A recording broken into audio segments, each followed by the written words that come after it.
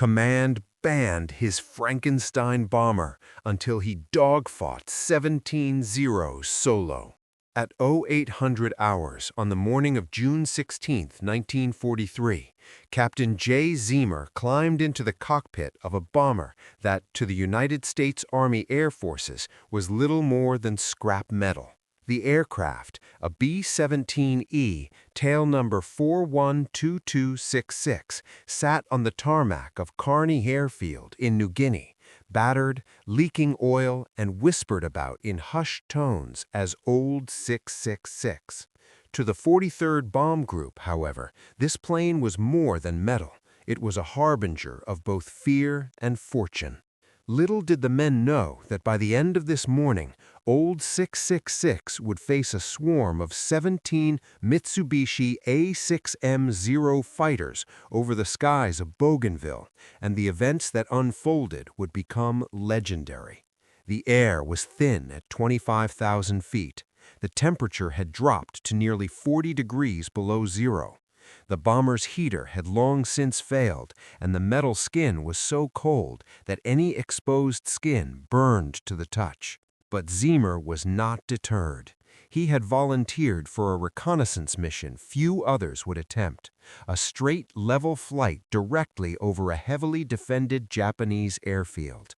What happened next would cement his place in history. Captain Jay Zeamer was no ordinary pilot. A misfit in the highly disciplined world of the Army Air Forces, he had bounced between squadrons for his rebellious streak, improper salutes, skipped briefings, a uniform that looked slept in, but in the cockpit he was unmatched. His instincts were razor-sharp, his reflexes unmatched, and his mind always 3 moves ahead of the enemy. Arriving in New Guinea, Zeamer could not secure a new aircraft or a willing crew. No one wanted a misfit leading men on deadly missions, so he walked to the boneyard where Old 666 sat gathering dust. This battered B-17E had a reputation for getting shot up, getting lost, and returning with more holes than metal.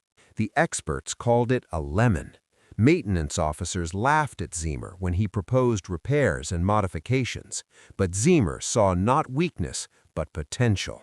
He recruited a crew of outcasts, men who had been rejected by other units, and dubbed them the Eager Beavers, a sarcastic moniker for those who volunteered for the missions no one else would take.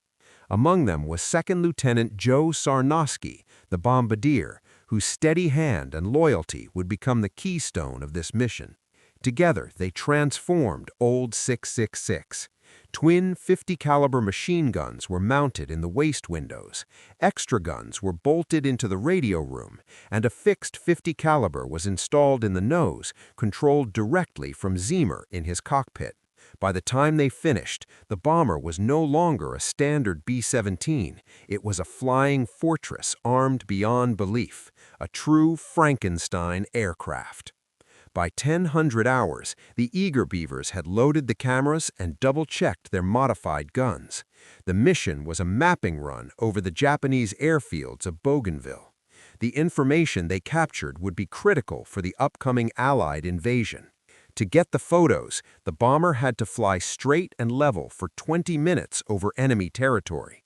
Any deviation could mean death. By 10:30 hours, the weather was clear, but the winds high and cold. Old 666 lifted off the dirt runway, engines groaning under the extra weight. Zeamer kept the bomber steady, despite the vibrations rattling fillings in his teeth. The jungle below was dense and unforgiving, hiding thousands of Japanese troops and dozens of heavy anti-aircraft emplantments. By 1100 hours, they were nearing the target zone. Then, at 1200 hours, the top turret gunner's voice crackled over the intercom. "Contacts, 12 high!" Zeamer squinted against the bright Pacific sun. At first, he saw just a glint of metal. Then the shapes multiplied, Mitsubishi Zeros peeling off their patrol altitude, diving toward the lumbering bomber.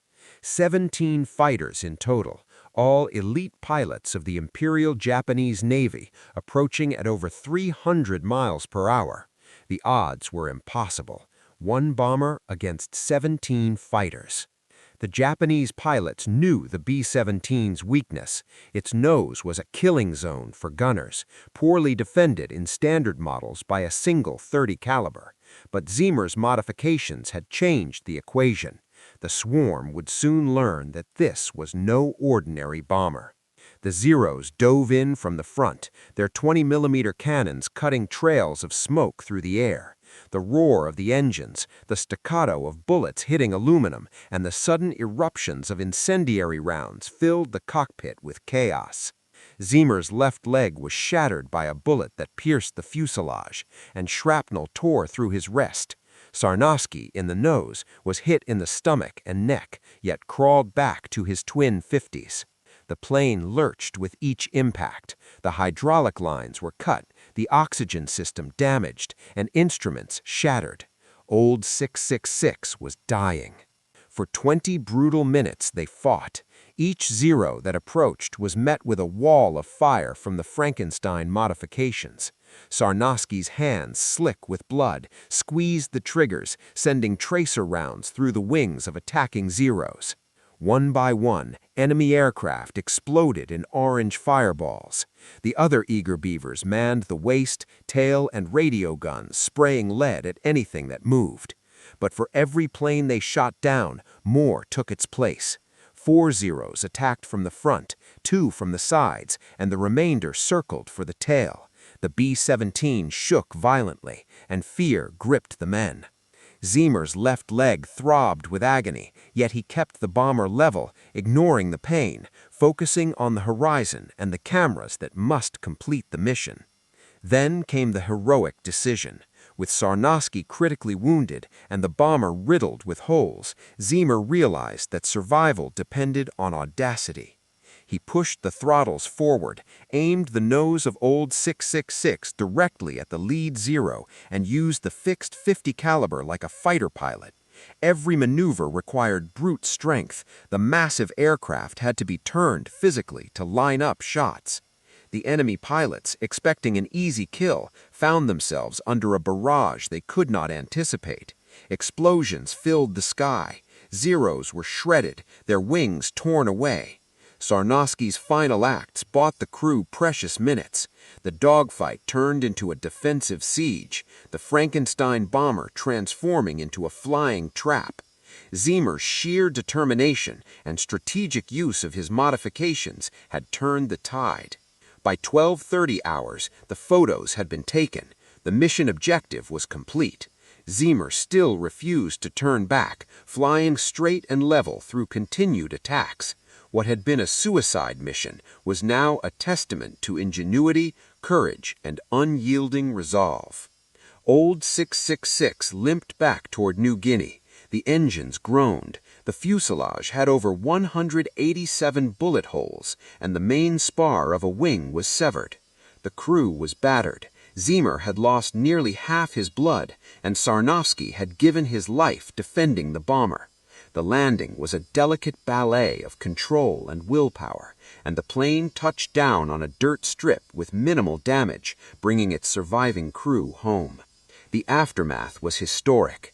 Captain Jay Zeamer and Second Lieutenant Joe Sarnoski were awarded the Medal of Honor, the only instance in U.S. history where 2 crew members received the medal for the same mission.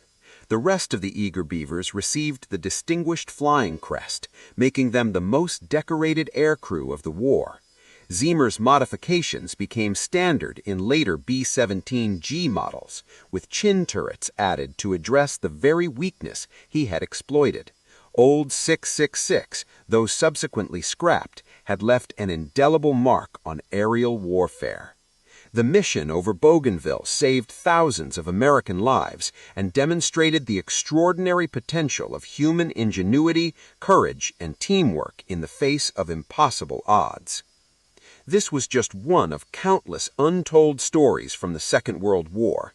Subscribe to our channel as we continue to bring these forgotten chapters of history back to life.